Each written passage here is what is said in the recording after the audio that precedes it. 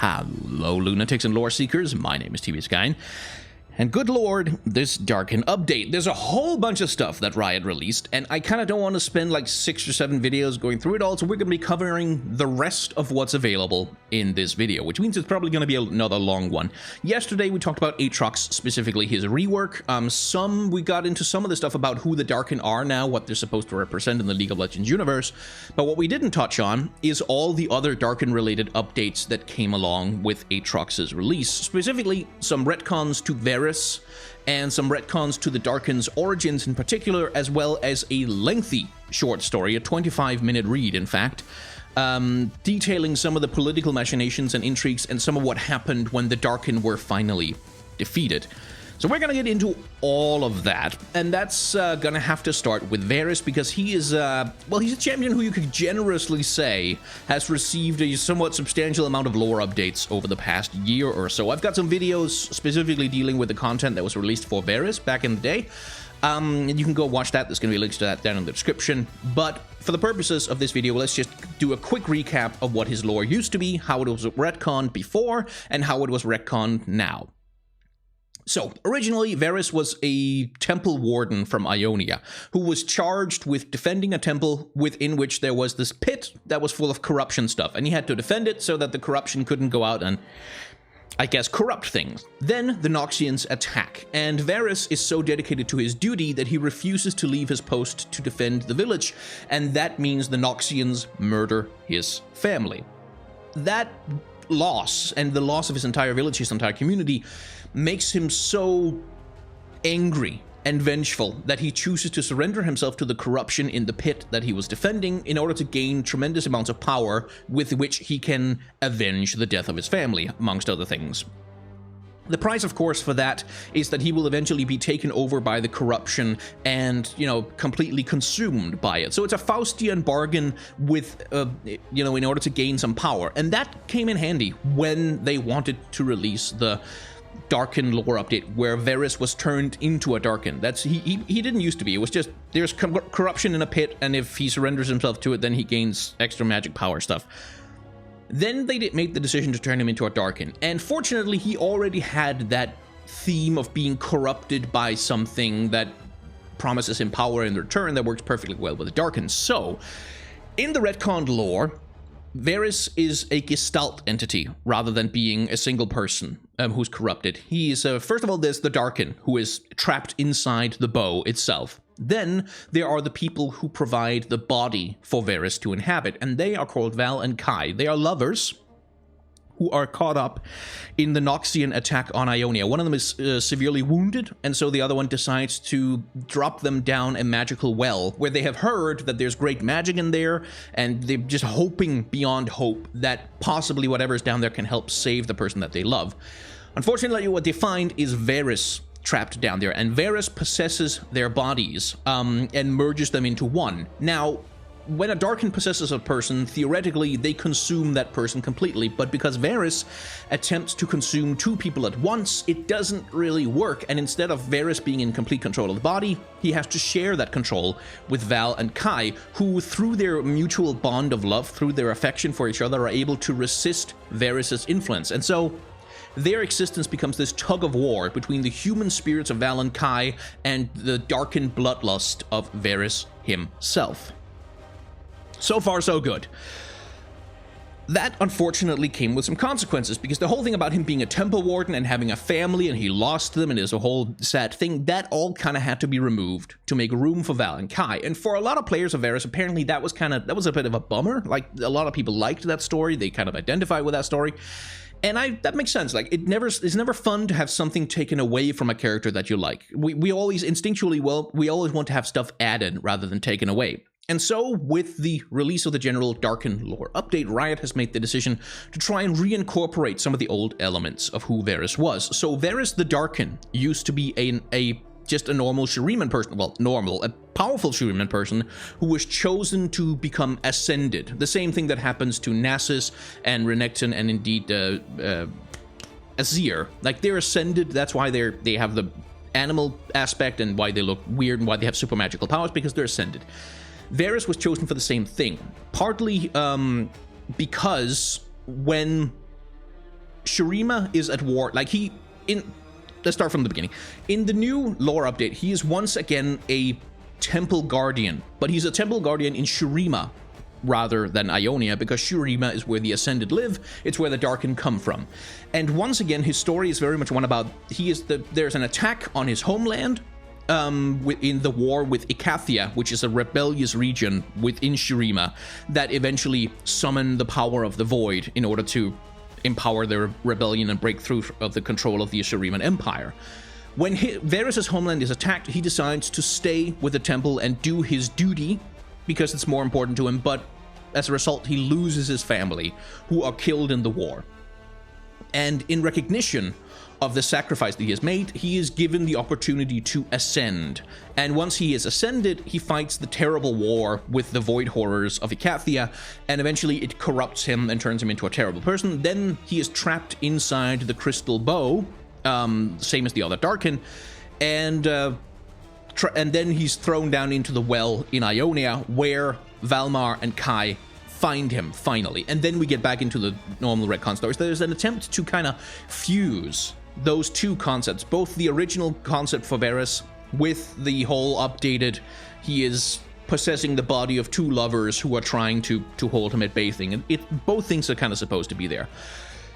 Anyway, that's Varus. Personally, yeah, sure, why not? Like, I had my issues with the Varus lore update, and again, I can link to the videos down below, primarily that despite all of the hullabaloo, all of the pomp and circumstance, all of this stuff about, oh, he's a Darkin now, and he's like a part of this whole race from like outer space and shit, and he's possessing these two people, Varus's character design wasn't changed. Like, they really didn't do anything to his model, they did nothing to his voice lines. So all of this lore update nonsense that Riot have been doing with Varus, to me, is kind of just theoretical. Because in-game, he's exactly the same character he was when he was released. Like, nothing has changed about it. Not his recall animations, not his voice lines, not his character design, nothing. He's got a new splash art and a new lore, but that's about it. And that's sort of the crux of my issue with the Varus lore update, is that they didn't change anything. They just say that they've changed some things, but it doesn't have any visible impact on the character himself in the game. Anyway, there is another little wrinkle to this thing, because when they originally retconned Varus into being a Darkin, well, it says this. Let's see. Dang it. Yeah, the mortal mages of Runeterra wielded a wild magic, heedless of the consequences beyond their own world. Their reckless use of magic attracted the hunger of the Darkin, who sent their finest warriors to conquer this new world. Varus traveled to Runeterra with the second wave, and with his crystalline bow, he assassinated enemy commanders and champions, helping the Darkin defeat the mortal armies with ever greater ease. So essentially what it says in this first paragraph right here is that the Darkin are extraterrestrial aliens who are attracted to Runeterra because of the powerful magic that is present on that world, but they're not native to Runeterra. They didn't used to come from Runeterra. They used to come from another dimension or another planet, whatever the hell it was. And that is the primary crux of the change that has been made to the Darkin themselves. That they are no longer extra-dimensional, extraterrestrial, alien, whatever the hex. They are ascended warriors from Shurima, a world that already exists. Now, we touched on this yesterday in the Aatrox lore update, but personally, I kind of like it better that they're not just like, well, they're space aliens from somewhere. Like, that to me always felt kind of vague, and it's like, Riot aren't going to spend all the time and money and resources building an entire second world or second dimension for the Darkin specifically to inhabit when they're only one type of champion in the game, and when they're already having enough trouble just keeping Runeterra itself up to date. So to me, that always just kind of felt like, yeah, that's a big commitment that they can't follow up on. And it feels kind of better to me that they're integrated into the general lore of Shurima, because it's just kind of tidier. It's a little bit more neat. It leaves fewer loose ends dangling around, and I kind of prefer that. But yeah, that's the let's see if I can find the correct, Legend of the Darkin. That's essentially the crux of who they are now, is that rather than being extraterrestrials or being some invading army from outside, they are humans who are given the opportunity to ascend and to become tremendously powerful, but as a consequence of ascending, they also become corrupted, because despite ascending to have godlike power, they still have human minds, and human minds are not good at coping with the kind of shit that a god warrior has to deal with, like, for instance, fighting the forces of the void. It's heavily implied in the lore that the horrors of the war took a heavy toll, and those who lived to remember it were perhaps never quite the same as they once were. So, after having experienced the tremendous trauma of the war with the void in Icathia, then they lose their emperor. Azir, when he was supposed to have his own ascension ritual and become one of the ascended, was betrayed. And he fell, and the whole of Shuriman essentially fell into chaos. And that was kind of the final push that pushed the Darkin over the edge from being good guys, essentially, like from being noble warriors, into just becoming conquering warlords. All of them just fighting with each other over various ideas of what Shuriman should be. And that led to a long and absolutely horrible civil war that tore Shuriman, the entire Shuriman Empire, apart, and threatened, like, to just disturb the entire balance of the world. Seeing this, because of what happened, Targon decides to intervene. Targon, who have their own ascension rituals, who have their own thing about, you know, becoming infused with godlike power and becoming an aspect and all that. And Targon are kind of like, all these godlike creatures just fucking rampaging all over Shuriman, that's probably a bad thing. We're going to put a stop to it. And so the aspect of change, and that is the entity we know as Zoe, teaches the mortals of Shuriman some methods by which they may destroy the Darkin, or at least entrap them. And it is with that secret knowledge that is given to them by the aspect of change, by Zoe, by the Targonians, that the war of the Darkin was finally able to be ended, because the Darkin were either destroyed, as we shall see in one of the later stories we're going to be looking at, or they are trapped within weapons and sealed away. That's what happens to Aatrox, Rhaast, and Varus, and presumably to whatever other Darkin that Riot have in the cards for the future. So, all of this is just kind of a little update on who are the Darkin, where are they coming from, and so we have to ask the question, does this add, like, what's the theme going on here? Does this add anything thematically? Well, yes, I think it does. And I think it adds something specifically in the context of Aatrox. If you remember, when we were talking about Aatrox, we talked a lot about how his character is kind of based around... I hesitate to use the term because I'm using it a little bit incorrectly, but essentially it's a type of story about PTSD, of post-traumatic stress disorder, of the consequences of being involved in a terrible, terrible war, of being turned into a killing machine for the purposes of a war. Now, PTSD in real life is a serious, really fucking serious issue, especially in soldiers that are returning from combat, so I don't want to seem like I'm making light of it by comparing it to some silly fantasy story, but those are sort of the same themes that they touch on, that a lot of what happens to Aatrox, a lot of his motivation comes from his profound trauma and, like, the terrible consequences that the war had on him. And the Darkin as a whole seem to be kind of a reflection on this idea, not only that power corrupts human beings, but also that warfare and using that power will corrupt human beings. It will tear their minds apart. It will destabilize them. It will turn them into something inhuman, demonic, monstrous.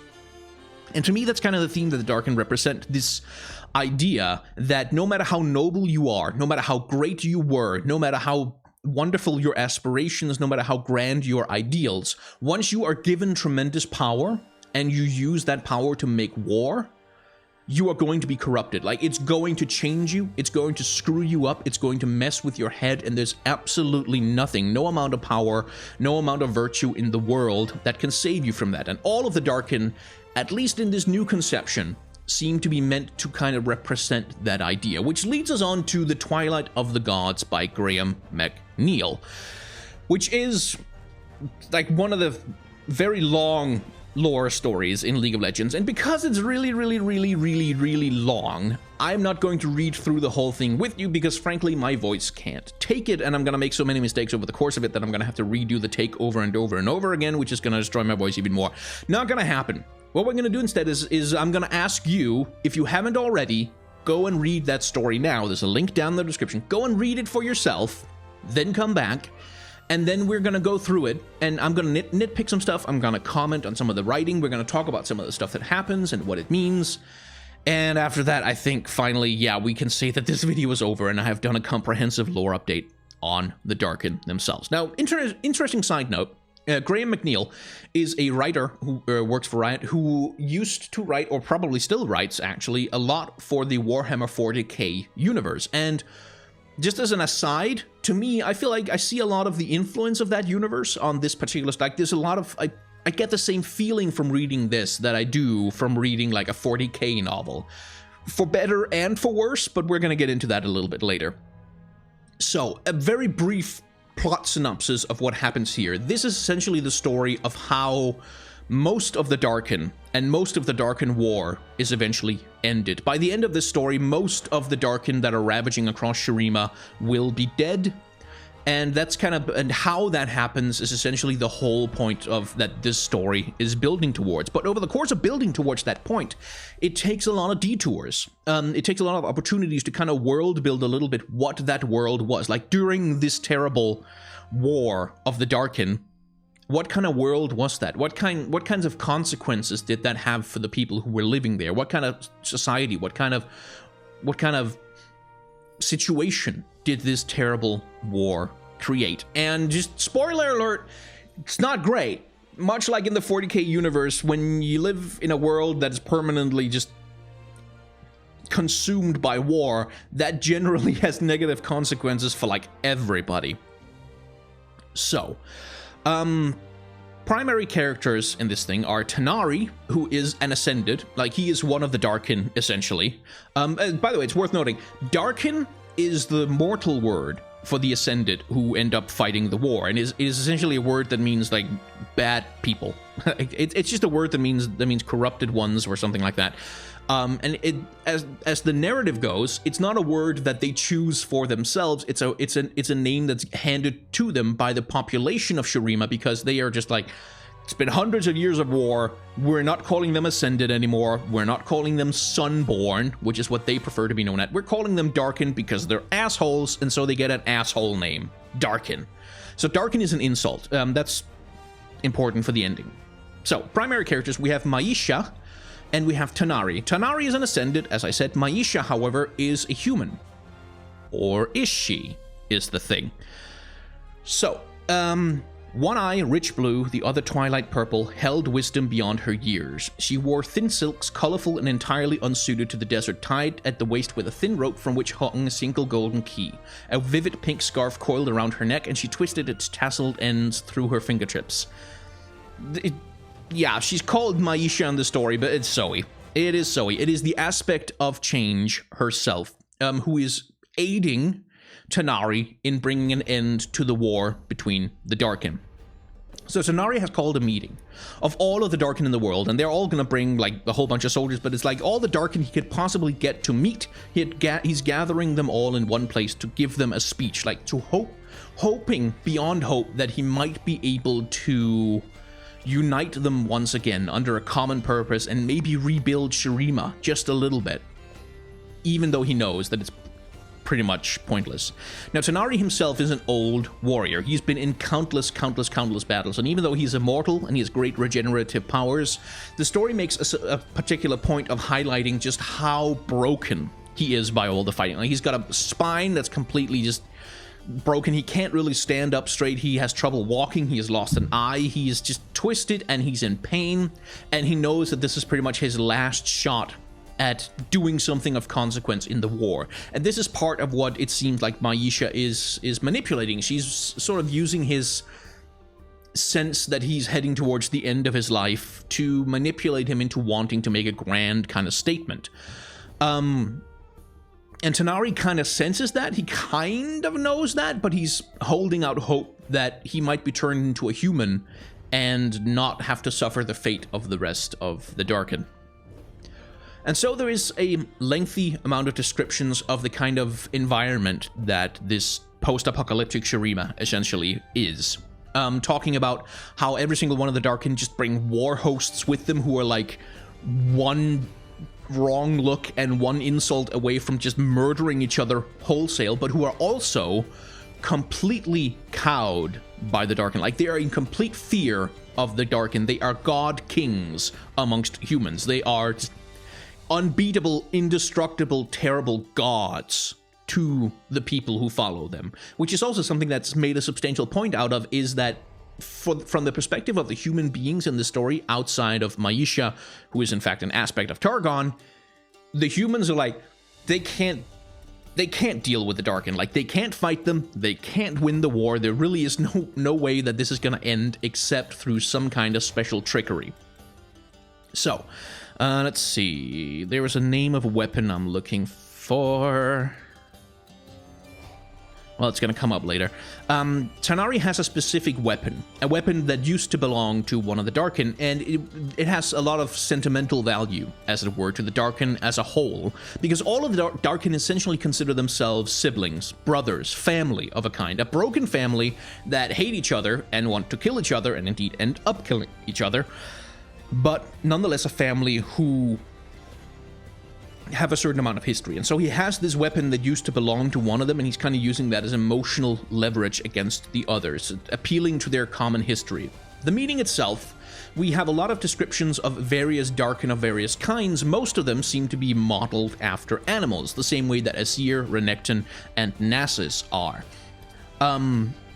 And there's a lot of time sort of spent establishing this. We get, like, there's a fuck ton of characters introduced in this story. And this is one of the issues I have with it, is that it throws characters and characters and characters and characters at you, just kind of bada bada bada bada bada, and you never really get to know any of them. You never really get to understand any of them, or to dive into their history, or how they feel, or what's going on with them. They kind of arrive as archetypes of various kinds. Like, some of them are like just evil warlords who want to kill, and then some of them are crazy mage people who can see the future and it's driving them insane, and one of them is this mysterious one who never speaks, and so on and so forth. There's a lot of stereotypes going on, a lot of mythical figures going on, essentially, which I think is part of the point, but it's also, from the perspective of a reader, it's just kind of, it's a little, how the hell am I supposed to care about any of these guys? And of course, technically I'm not, but the story presents them as though all of them are supposed to be important mythical figures that are supposed to have meaning to us as a reader. It's a thing where this is like a 25-minute short story, right?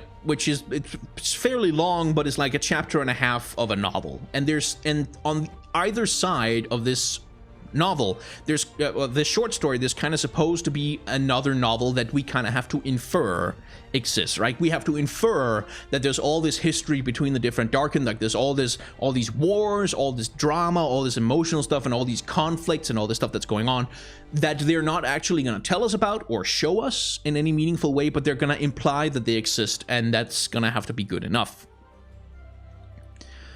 And there's basically just like a lot of description. Like Teshpa bowed as he approached. Her muscular arms knotted with tattoos and banded with jade torques. Defiant but loyal, she had been the last to offer her blood. Sulpe was a desert-born with a lineage that reached back to the time before Azia's father. She stamped her long spear at the sight of him. Her shaven scalp was scarified in a grid and pierced with gold beads at every ridged intersection. Idrimi, proud and sturdy, held her long-hafted axe at her shoulder, its double-leafed blades heavier than most men could lift. She was a queen from the east whose mother and grandmother had fought for him. Her pale skin was like ivory, her long black hair hung with silver hooks. Tanar'ri stood before the three warrior women. They were not his bodyguards. He had no need of lesser beings to protect him. Instead, they served as symbols of his will, how he could dominate proud warriors who wanted him dead, and were skilled enough they might actually be able to hurt him. That's a lot of description to introduce three characters. Take a guess how important those three characters are going to be to the story. If you guessed not at all, not whatsoever, not in any way, then you guessed correctly. So the story spends a lot of time describing what these characters look like, describing the kinds of personalities they have, describing the kinds of histories that they have behind them, and then it doesn't really do anything with them. And again, it's a 25-minute lore story. The point is to imply that there is a greater universe beyond the narrative of just the story that we're reading, and it works. But for me, it's like, well, all of these ladies sound really fucking cool. I would love to see some stories that they're involved with. I'd love to hear something about them. I'd love to see them do some stuff and build a connection with them and become interested in them. But like most of Riot's lore, it is just dangling these little threads in front of our face, frustratingly, like a person taunting a kitten and saying, hey, doesn't this look cool? Don't these people sound cool? Don't these stories sound cool? Well, you can't have them. We're not going to tell you the stories. These stories are just implied in order to deepen the impact of the story that we're actually telling. And this, I don't like it personally. For me personally, that's... but I want to read about them. Like, I want to know. I want to know what's going on. But from the perspective of Riot, it makes perfect sense that it's a shorthand that communicates to us that there is a bigger universe, and maybe we'll get to look at it someday, but not today. And to me, that's frustrating, because I feel like Riot have, like, all of the money in the world, literally. They're owned by Tencent. There's literally no limit to the amount of funds they have access to. I feel like they could publish more stuff instead of just dangling shit in front of us. But this is the lore we have, is the one we have to deal with, and so fair enough, I guess. Where were we? Right. He calls the meeting. We get, and much like we got the descriptions of those three warrior queens, there's also a hell of a lot of Shabaka and Shabaka, the raven-feathered seer twins, did not even look up, too engrossed in casting auguries with scrim-short fingerbones. Valiva watched Tenari with the same haughty disdain that her brother always did. The one member of their Southern Fellowship he was relieved had not attended. Sebutara the wolf paced back and forth. Naganega of Sureta watched from their hooked cowl. Only Enkai offered, like, names and people and characters who are all sort of described very vividly, with a hell of a lot of personality, with some very interesting character designs, actually, if there were some visuals to go along with it, that are never really expanded upon because they're only really here for set dressing. They're here for set dressing for the primary story, which is about how they all fucking die, essentially. So, Tenari attempts to give a grand speech where he tries to call on their sense of honor, their sense of belonging, their sense of community, their sense of family, tries to get them to remember the glorious past and hopefully unite behind some kind of new purpose.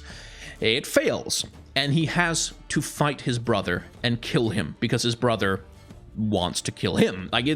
They're Darkin, they're corrupted, they're terrible people. There's really no saving them. That's kind of what the fights are supposed to indicate, is that Tenari can try all he wants, but, or Ta'anari probably is how that's supposed to be pronounced. He can try whatever he wants, but the Darkin are irrevocably corrupted. They are irrevocably doomed to be what they are, and there's really no way to deal with the situation other than to kill people.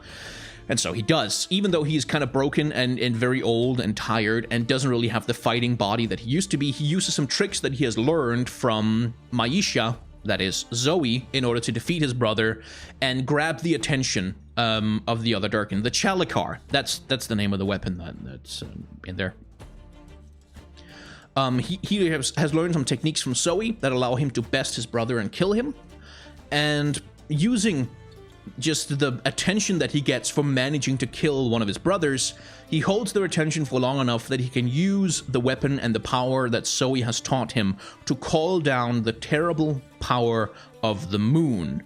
And the power of the moon stabbed, like a blazing column of white fire stabbed from the midnight sky. It struck the Chalikar's extended arms and reflected that fire outwards, drawing in the god warriors and piercing their chests. It burned them, reached into the arcane heart of their being, and devoured the magic that made them. What the sun made, the moon will unmake, screamed Ta'anari. Right? And this is something that I think is setting up something that might be important later on. I think what's being set up here is a strong connection to Targon. What the sun made, the moon will unmake. What other characters in League of Legends embody a conflict between sun and moon? Oh, right, the aspect of the sun and the aspect of the moon. Leona and Diana. I feel like this is kind of implying, setting up, laying the groundwork for some kind of grander future lore update of some of the Targonian champions, specifically Leona and Diana, that connects them more strongly to the stuff that happens in Shurima and the Ascended, and kind of tries to tie that whole god pantheon thing going on more tightly together. I also think so because Aatrox has a whole hell of a lot of voice lines related specifically to Pantheon. Like, there's a lot of history between Aatrox and Pantheon. That kind of signals to me that a Pantheon remake is coming, that they have settled on some kind of lore for him.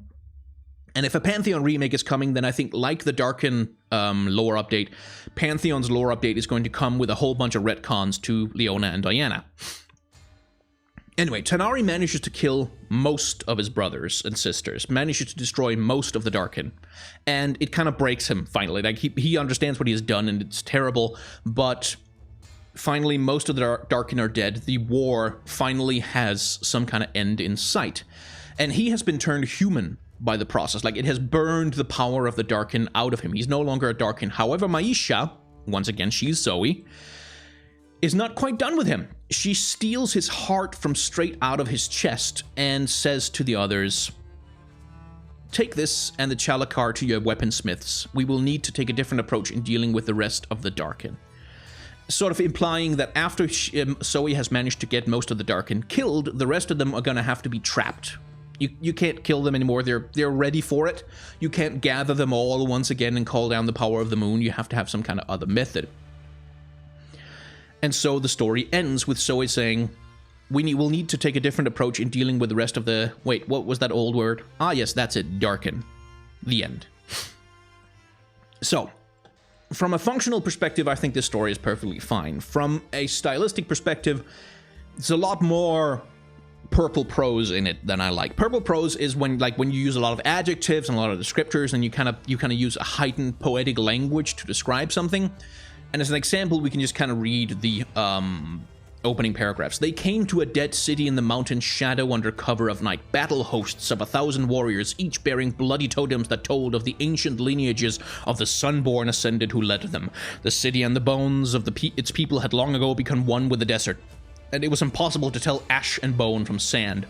Only its tallest towers remained above the dunes, broken spires that sang mournfully when the winds blew from the realms beyond the mountains. Upon a broken plinth stood 2 trunkless legs of stone, the cruel visage of a half-buried avian head lying in the sand beside them. In a long, distant age, an event of great moment had taken place in the valley where the city would later be built. It had marked the beginning of Shurima and set in motion its ending. None remembered that day save the god warriors who now led their hosts toward the city's jutting ruins. Those same god warriors had put the citizens to the sword in the wake of their emperor's betrayal, and with its people murdered, they had seen the city burned and its name hacked from every steel and obelisk that remained standing. Yet these acts of extermination were for naught but futile spite. This is very portentous language. Like, this is language that is full of a conviction of its own importance. This is language that believes very strongly in the power of its own mythology. This is language that is entirely confident in the power of the story that it's supposed to sell. It's a stylistic choice, and it's one that I personally am not a huge fan of. For me, always, when you open a story, you have to come to me. You have to tell me why I should care about this. You have to have a hook to draw me in, and this kind of writing, to me at least, feels a little bit more hostile, a little bit more standoffish. This is writing that says, I am telling a fantastic fucking story here. This is huge stuff. This is mythology. This is gods and monsters. This is the fate of the world. This is important. This matters. You come to me to get this story, right? It's a kind of writing that promises you a hell of a lot, and promises you a lot of grandeur and greatness, and if that works on you, then it has the opportunity to prove that. But for me, it's always, I kind of get, yeah, you're not going to be that great. Like, that's, my mind is cynical. It's like, there's no way you can live up to the stuff you're promising. And I'm not saying it doesn't live up to it. Like, I think it's a good story. It draws me in. When I read it, I am fascinated. I am interested by it. But it's just my personality. I don't like that kind of approach to opening a story. For me, it's much more, I like the opening of Harry Potter, where it's like, oh, we're talking just about some perfectly ordinary stuff with a few hints of some good stuff that's happening, like a little bit more subtle, a little bit more down to earth, a little bit less enamored with its own importance, as it were. And like, yes, this is criticism. This is absolutely criticism, but I want to make it clear it's not like objective writer science criticism based on some kind of universal constant upon which all writing must be measured. It's just, for me, this doesn't work. Is that it? Are we finished? I think we might be finished. Once again, you should go and read this for yourself. Like I said, it's good. I have a lot of nitpicks, but it's good. And I think we should do a TLDR at this point. So TLDR, the Darkin are now Shuriman warrior gods who are ascended the same way that Renekton, Nasus, and Asir are ascended. They fall to chaos after the assassination of Asir and because of the trauma of the war with Ikathia and the Void. Most of them are killed in a betrayal of one of their own that is caused by Zoe, who uses her magical powers in order to devise a way to destroy the Darkin, and then devises further tricks to trap the rest of them inside the weapons. Those that are trapped inside the weapons, Aatrox, Varus, and Rhaast, are the ones we know about, eventually gain the ability to possess anybody who picks up their weapons. Like anyone who tries to wield the weapons that they wielded in life will be possessed by their spirits and turned into new vessels for the Darkin to once again exact their dark vengeance upon the world. Right, one last bit of criticism. Maisha in this story is Zoe, right?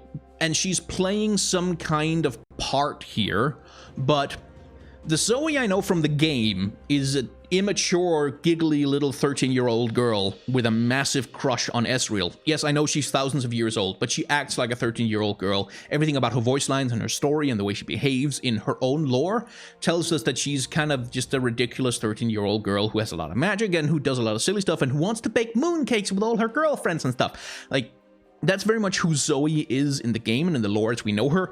The Zoe, or Maisha, that we meet in this story is like not that. She's cold, she's calculating, she's rather cruel, and she's sort of manipulative and just kind of not very nice. And on one level, I think that's fine because Zoe is the aspect of change. It makes perfect sense that doesn't have a constant personality, that she is changeable, that she adopts a new personality every 500 years because she thinks it's fun.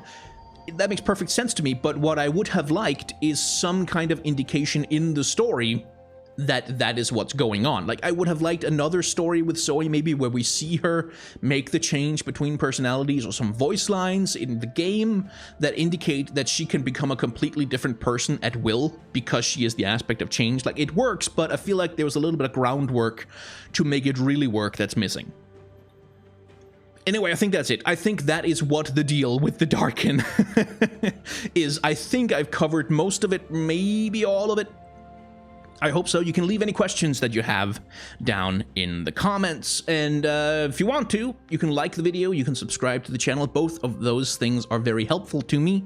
And if you want to be extra super special helpful, I do have a Patreon where you can support these videos, where you can help me keep making them and keep making more of them, and also keep paying for my rent and my food and clothes. Like, clothes are good. Like, did you know, for instance, that if you are not wearing clothes, people get really upset with you? That's a thing that happens. I found that out yesterday, and now I have all these extra expenses because I have to buy clothes. It's just such a bother, to be honest. There's also a dislike button down below that you can click, but I have to warn you, if you click the dislike button, there's a 1 in 256 chance that it is going to completely retcon the entire lore and the character design and all the abilities of one of the champions in League of Legends, and I don't know which one it is. Could be anyone. Could be Aatrox again. Like, just he gets another remake instantly, just completely remake. Now he's not a Darkin anymore. Now he is like a Yordle from Ionia who fights with bubbles. Who knows? Like, yeah, I don't know what happens if you click the dislike button. It's like if you click the dislike button and a champion gets a shitty remake that you don't like, you know it's your fault. I'm just saying. Thank you very much for watching.